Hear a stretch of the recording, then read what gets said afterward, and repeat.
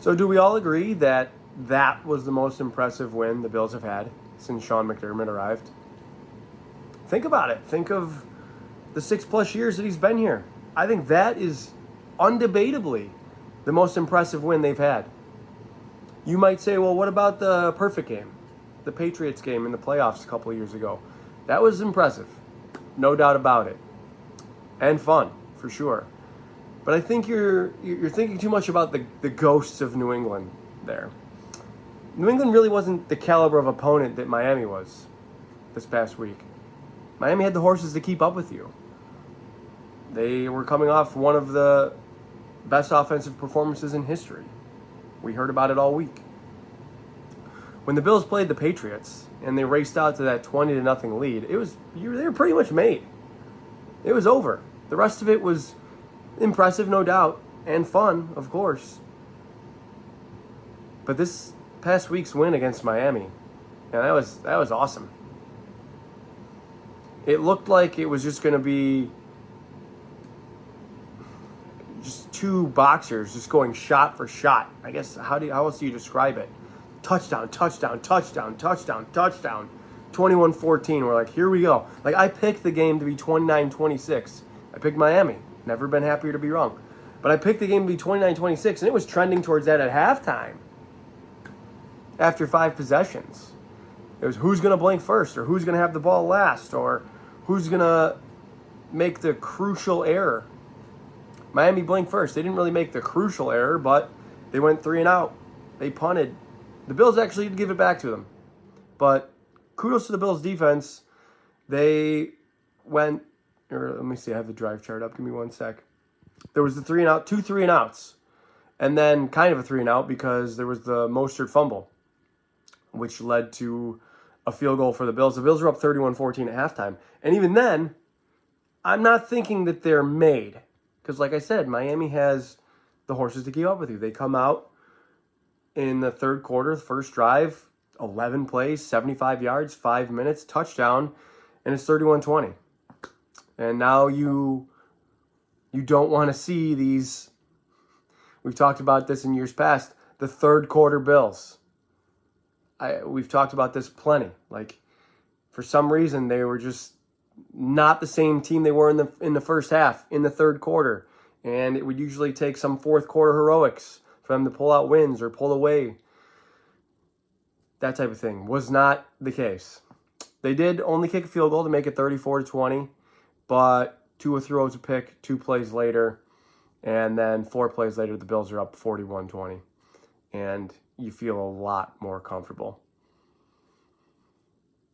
A lot of credit goes to the Bills defense. These first drive Bills, man. I talked about this the last couple of weeks too. The first drive defense. I don't understand it. I don't find it to be a particularly good strategy to allow teams to score on you on the first drive. And I'm not saying that's what the Bills are doing, but they just seem to play this very vanilla, very bland form of defense just to maybe feel out what the offense is planning to do. Maybe that's just a strategy. Sean McDermott has been great so far as a defensive coordinator. Great calling the plays. It's this first drive thing is just so perplexing to me. Maybe it's because, you hear a lot about how teams script their first 15 plays or whatever, their first drive or their first whatever.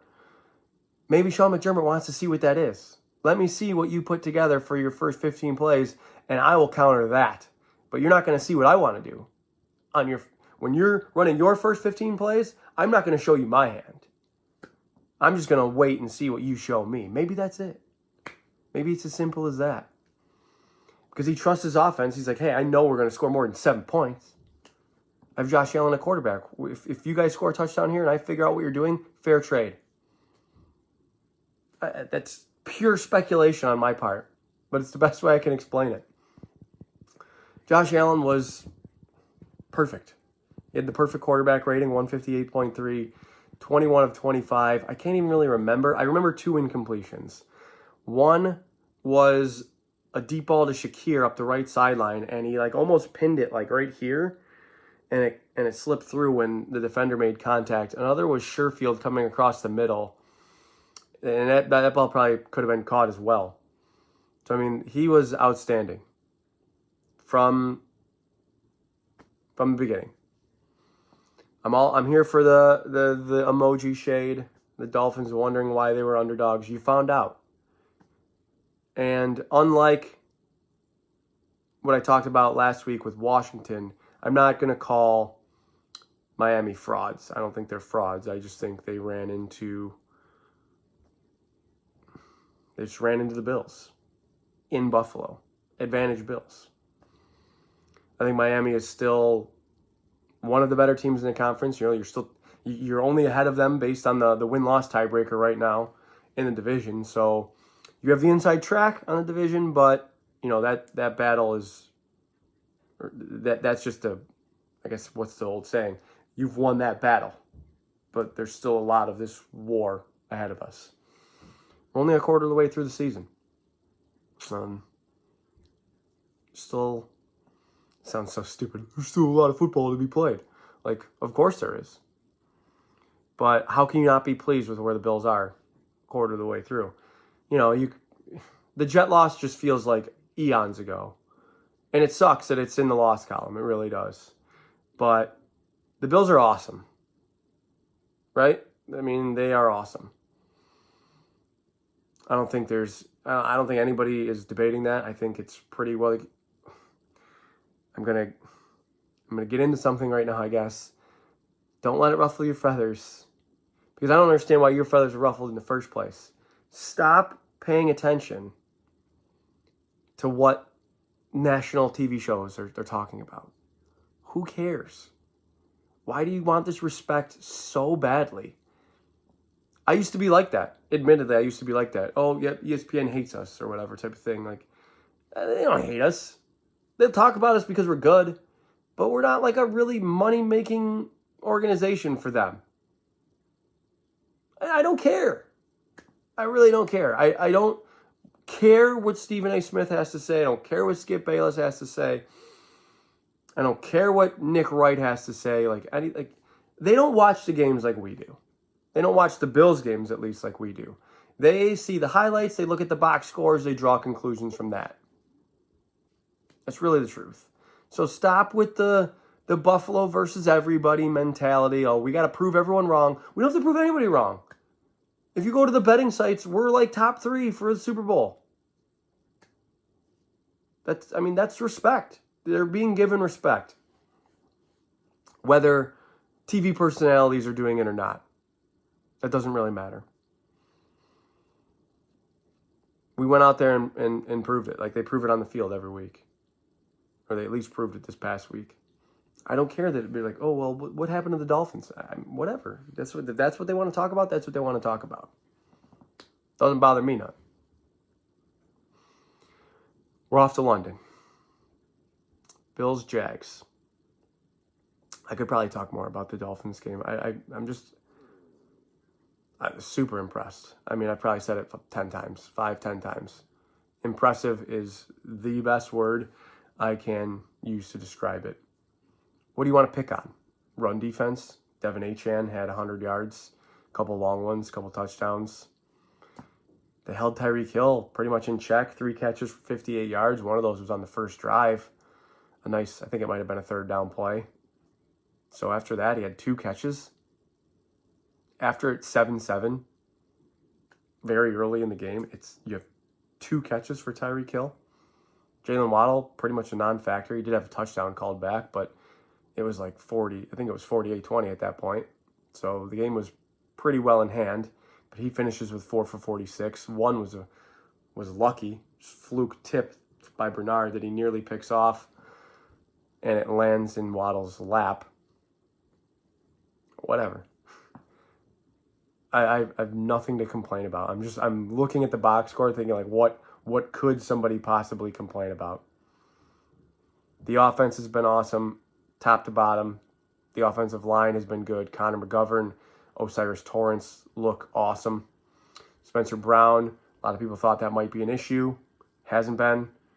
Terrell Bernard on defense, a lot of people thought that might be an issue. Hasn't been.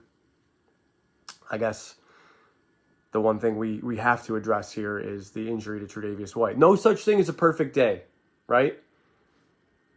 because the Bills are just cruising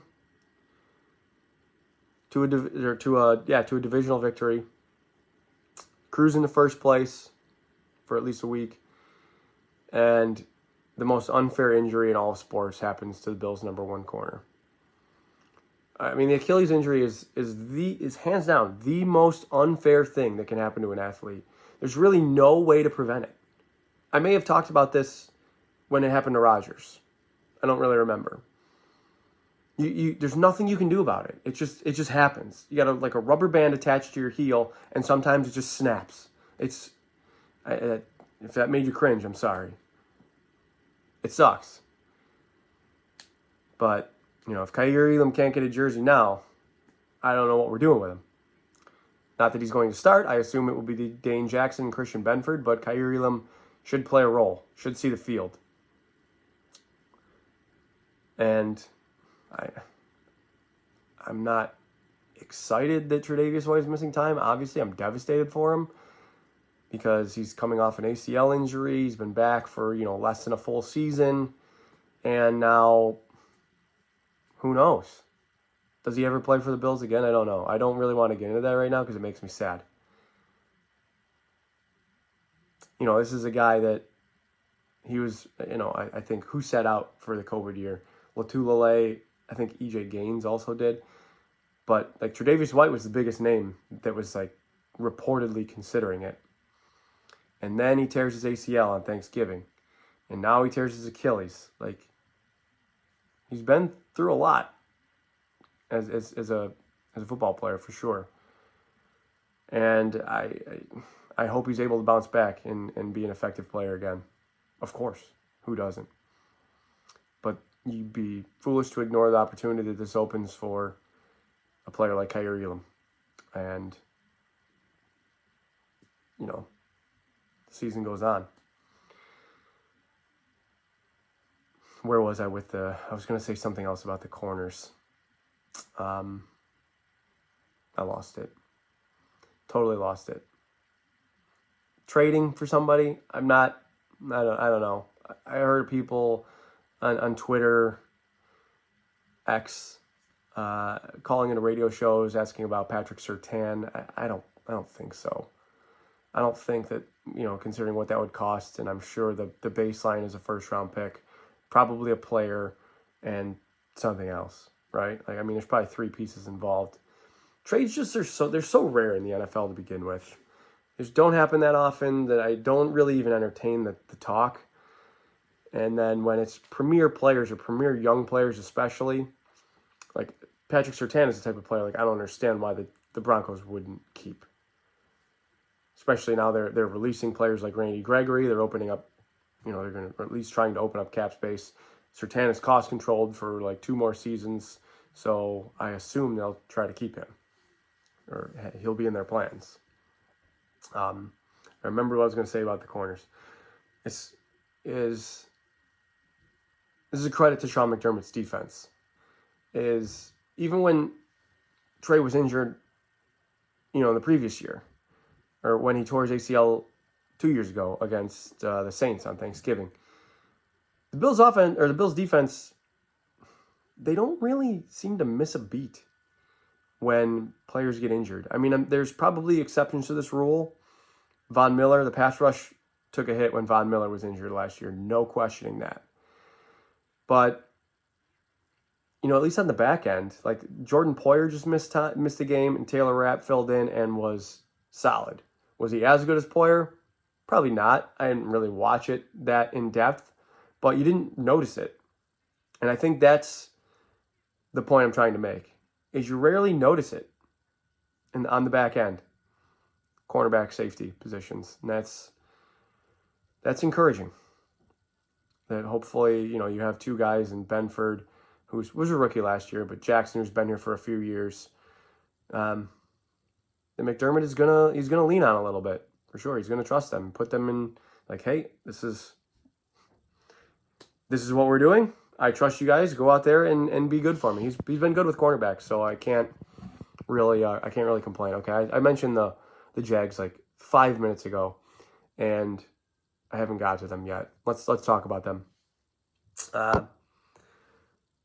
I, for one, am not shocked that the Jaguars have struggled a little bit to start the season. Just, even though they had a really nice end of the year last year, they fell short in Kansas City, which there's really no shame in that, especially as a young team with a young quarterback. I just had this feeling that, I know the division is weak, but, they just a perfect type of team to start slow. I love what they did. They added Ridley, the drafting Tank Bigsby, even though he hasn't really been featured too much. Kirk was a really nice player for them. I like that. They have Trevor. They have Kirk. They have Ridley. Evan Ingram they brought back. ETN and Bigsby in the backfield. Zay Jones even. He had a good week one. I guess the Bills were still the Bills until, the drought Bills. The Bills are still the drought Bills until you're not. The Jaguars, to me, are still kind of the Jags until they're not. And they've been 2-2. They started 2-2. They beat Atlanta last week. Atlanta feels like they're setting pro football back. They have no interest in really throwing the ball. They're bad at it when they do. I wouldn't be surprised if Taylor Heineke takes over for Desmond Ridder sooner than later. The Jags only had 300 yards of total offense. They only allowed 287. I mean, there was a nice play or two by Bijan Robinson, but other than that, it was pretty much just in hand for Jacksonville. But the week before that, they got throttled by Houston. They were never even really in the game at home against Houston. Early on, they might have traded possessions or something like that, but it was like 17-0, I think, Houston, pretty early. Jacksonville made it 17-10, and what happens immediately? They allow a fullback to return a kick 85 yards for a touchdown. Game over, right? The week before that, they're at home to Kansas City, and they played very good defense that week against Kansas City, but they couldn't catch the ball. I watched some of those highlights back, there's the drops, the 1 foot in bounds. What is your problem? These are pro receivers. These are not new guys either. It's Ridley and Kirk and those guys. They had 4 touchdowns in college football, but don't count in the pros because they only got 1 foot in. This is it's like an art. Not really an art. An art makes it sound difficult, and I'm not diminishing the degree of difficulty with getting 2 feet in bounds. But you see players around the league do it all the time. It's something that's coached into you, that's practiced, that's taught, that's done regularly. And the Jags just weren't able to do it. Week 1 against Indy took a comeback victory. They got out to a nice lead, but Indy came back. And I think it was 21-17 Colts after the third quarter. And much to the Jags' credit, they scored 2 touchdowns late, or in the fourth quarter to seal that victory. The Bills just feel far and away, not far and away because they played Kansas City. This is a tough test to me for Jacksonville. I know that there's some, the Bills are dealing with some injuries. I think they're going to get Jordan Poyer back. It looks like they might be without Greg Rousseau. They're definitely obviously going to be without Tre'Davious White. Maybe Von Miller plays. He is making the trip.